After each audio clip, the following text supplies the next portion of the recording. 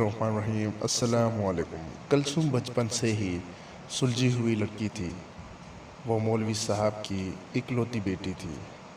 जब वो जवान हुई तो उसकी खूबसूरती के चर्चे पूरे गांव में होने लगे। एक रईस का बेटा उस पर अपना दिल हार बैठा।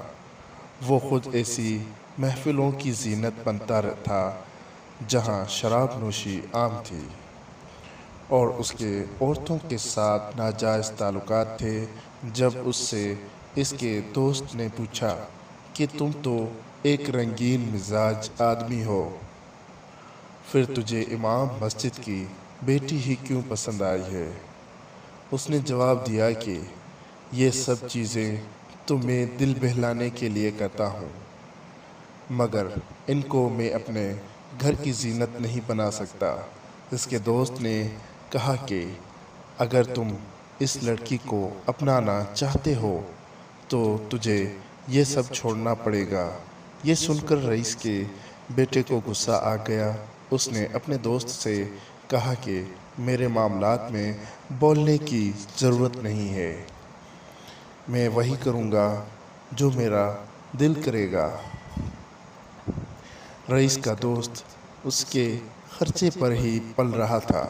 इसने दिल में सोचा कि ये तो अकल का अंधा है, अगर मैं इसे नाराज़ कर बैठा तो मेरा तो खर्चा पानी बंद हो जाएगा। उसने रईस के बेटे से कहा कि यार, मैं तो मजाक कर रहा था, तुम बिल्कुल ठीक बात कर रहे हो। रईस के बेटे ने अपनी माँ को इमाम मस्जिद के घर भेजा ताकि वो उसके रिश्ते की बात कर सकें। इमाम मस्जिद ने कहा कि मुझे सोचने का वक्त चाहिए, मैं अपनी बेटी की मर्जी ज़रूर पूछूंगा। मौलवी साहब अपनी बेटी के पास आए और कहा कि गांव के रईस की बीवी अपने बेटे के लिए हमारे घर आई थी, मैं तुमसे तुम्हारी मर्जी पूछना चाहता हूँ। कलसूम ने कहा कि अब्बा जान, वो एक अयाश और बदकार इंसान है।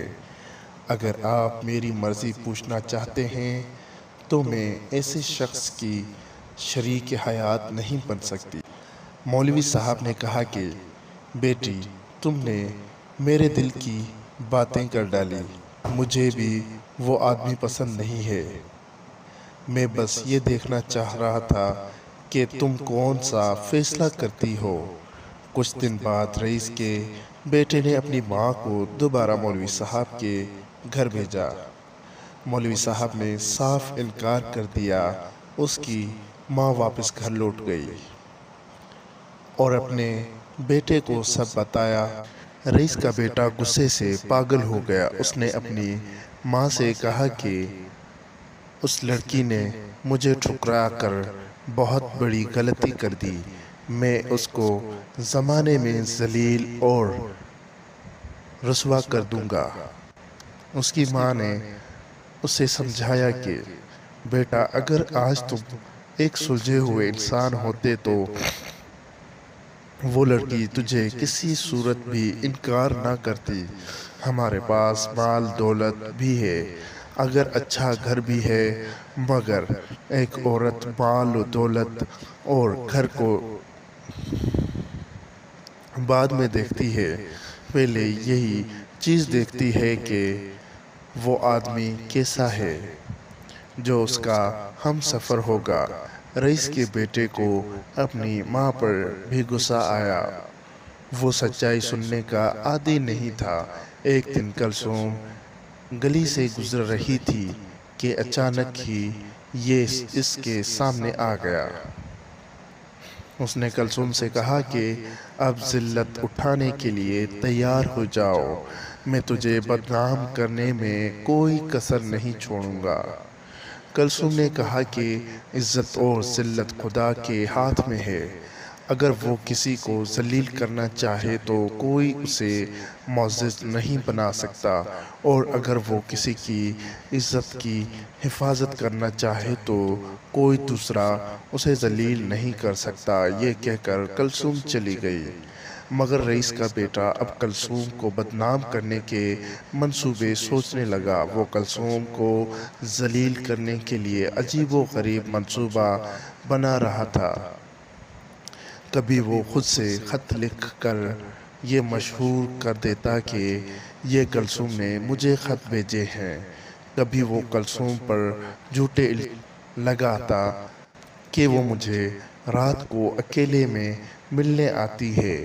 اس نے جو ممکن تھا اس نے کیا، مگر گاؤں کے سب لوگ جانتے تھے کہ یہ صرف الزامات ہیں، ان کا حقیقت سے کوئی تعلق نہیں ہے۔ ایک دن مولوی صاحب نے اپنے چچا زاد بھائی کے بیٹے کی شادی میں شرکت کرنے کے لیے دوسرے گاؤں گئے۔ کلثوم اور اس کی ماں بھی مولوی صاحب کے ساتھ ہی تھی۔ ایک ہفتے بعد مولوی صاحب کا خاندان واپس آیا تو کلثوم کو پیٹ میں ہلکا سا درد محسوس ہوا۔ مولوی صاحب گاؤں کے ایک حکیم کے پاس گئے تو اس نے کچھ ادویات دے دی اور مولوی صاحب کو تسلی دی کہ آپ کی بیٹی جلد ٹھیک ہو جائے گی۔ 5 مہینے بعد کلثوم کو دوبارہ درد ہوا۔ اس دفعہ بہت شدید درد تھا جس کی وجہ سے کلثوم بے ہوش ہو گئی۔ کلثوم کا پیٹ پھول چکا تھا۔ مولوی صاحب کلثوم کو دوبارہ حکیم کے پاس لے گئے تو حکیم نے دعویٰ کر دیا کہ کلثوم حاملہ ہو چکی ہے، کیونکہ پیٹ کے اندر بچہ حرکت کرتا دکھائی دیتا ہے۔ یہ وہ دور تھا جس میں الٹرا ساؤنڈ اور ایکس رے کی سہولت موجود نہیں تھی۔ مولوی صاحب شرم سے پانی پانی ہو گئے اور کلثوم کے ساتھ لے کر گھر روانہ ہوئے۔ رئیس کا بیٹا حکیم کے پاس آیا اور اس سے دریافت کیا کہ مولوی صاحب کی بیٹی کو کیا تکلیف ہے۔ حکیم نے رئیس کے بیٹے کو سب بتا دیا۔ رئیس کے بیٹے کی خوشی کی انتہا نہ رہی۔ وہ تو اسی موقع کی تلاش میں تھا کہ کسی طرح کلثوم کو بدنام کیا جائے۔ اس کے دماغ میں ایک شیطانی ترکیب آئی۔ اس نے ایک میراثی کو بہت سارے پیسے دے کر کہا کہ پورے گاؤں میں مشہور کر دو کہ یہ مولوی صاحب کی بیٹی بغیر نکاح کے ہی بچے کی ماں بننے والی ہے۔ بہت سارے لوگ یہ بات سن کر مولوی صاحب کے دروازے پر جمع ہو گئے۔ وہ مولوی سے حقیقت جاننا چاہتے تھے، مگر مولوی کا جھکا ہوا چہرہ دیکھ کر سب سمجھ گئے۔ انہوں نے نہ صرف مولوی صاحب کو مسجد کی امامت سے ہٹا دیا، بلکہ یہ مطالبہ بھی کیا کہ 2 دن کے اندر وہ گاؤں چھوڑ کر چلا جائے، کیونکہ ہمارے گاؤں میں ایسے بے حیا لوگوں کے لیے کوئی جگہ نہیں ہے۔ کلثوم اپنی ماں کے سامنے قسمیں اٹھا کر یہی کہتی رہی کہ مجھے کسی نامحرم نے ہاتھ تک نہیں لگایا۔ مولوی صاحب تلوار لے کر آئے اور کلثوم کا سر قلم کرنا چاہا، مگر اس کی ماں سامنے آ گئی۔ اس نے کہا کہ میں یہ ثابت کروں گی کہ میری بیٹی بے قصور ہے۔ کلثوم کی ماں نے ایک حکیم کا نام سنا تھا جو دانائی میں بہت شہرت رکھتا تھا۔ حکیم نے دیکھا کہ کلثوم کا پیٹ پھلا ہوا تھا اور پیٹ کے اندر حرکت بھی تھی۔ اس نے ایک کمرے میں کتا ذبح کیا اور دوسرے کمرے میں بکرا ذبح کیا۔ اس نے بکرے کے گوشت سے مولوی صاحب کی بیوی اور کلثوم کی دعوت کی۔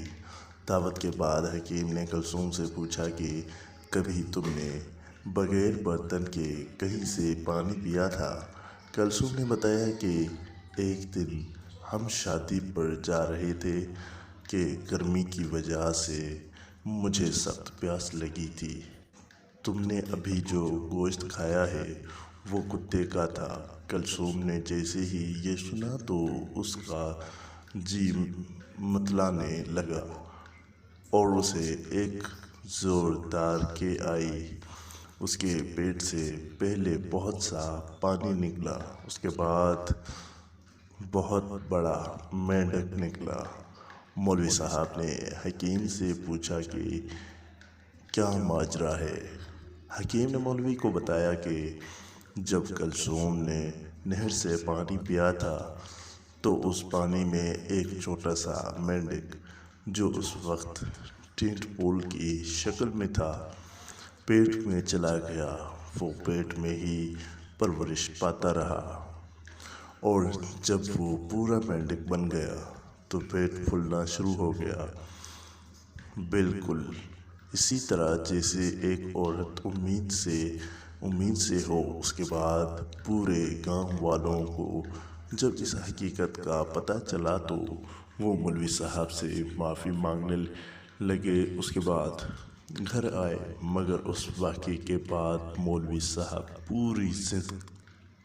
پوری زندگی اپنی بیٹی سے معافی مانگتے رہے کہ بیٹی مجھے معاف کر دینا، میں نے تمہارے کردار پر شک کیا تھا۔ آج کا ویڈیو یہیں تک تھا، امید ہے آپ دوستوں کو ضرور پسند آیا ہوگا۔ ایسی ویڈیوز دیکھنے کے لیے پیارا اسلام کے ساتھ جڑے رہے۔